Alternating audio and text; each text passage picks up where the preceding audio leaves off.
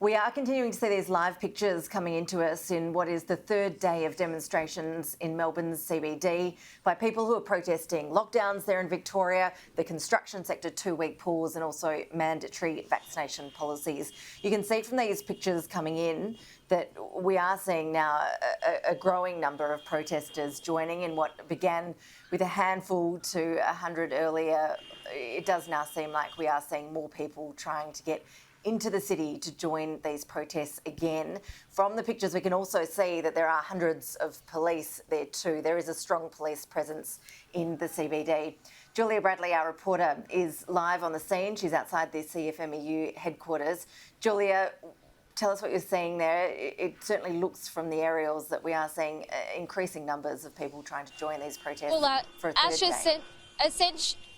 That's exactly right, Ash. And essentially these protesters are now congregating around Victoria Street, and it does seem as though police do have them somewhat surrounded. Police continue to form a line outside of the CFMU headquarters along Elizabeth Street. They're anticipating some kind of clash with these protesters, hoping that violence doesn't escalate to the level that we saw yesterday. It is a much smaller group than we saw yesterday, definitely in the hundreds rather than the thousands, which is what our Chief Commissioner said yesterday was the number that they saw. But it does look like it is still quite an unruly group, quite aggressive, quite violent. They're certainly here to cause trouble. We do, of course, see a large proportion of tradesmen and women, but it does seem, though, that there are certainly those more violent elements now coming out on that third day of protests. We can hear people shouting.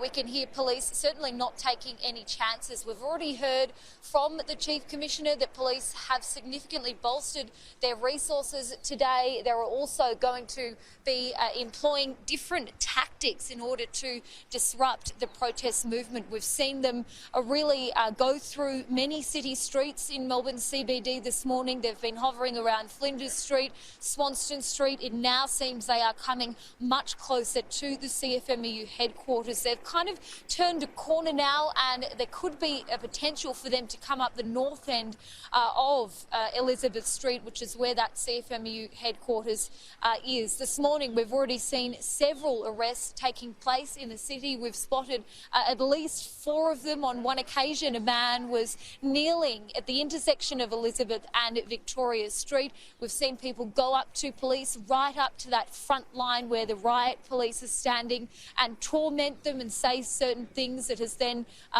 led police to then apprehend them. So it is certainly a tense situation here in the heart of Melbourne this morning. It really does seem like police aren't taking any chances. And we can see from those live pictures behind you, Julia, the line of police across the road there. We know that the mounted squad is out today, the public order response team, anti-riot police, other officers forming those lines across the roads too. Police helicopters, I understand, and drones also flying above the protesters today. Julia, we have heard from the Victoria Police Chief Commissioner Shane Patton earlier today. He was really urging people not to enter the city for the protest at all.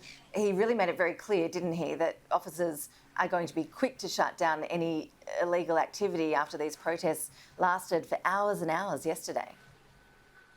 He made it clear that police aren't taking any chances and that they're really ramping up their response today in order to stamp out these protests. We know that the movement have threatened that these protests will continue until their demands are met. We have seen this morning, though, some hostility towards media.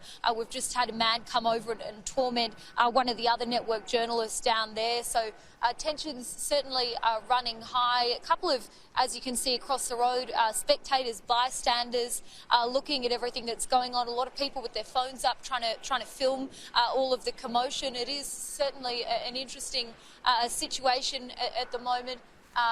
We heard from Premier Daniel Andrews as well this morning, and that was the first time that we've heard from him since the violent scenes that we saw yesterday.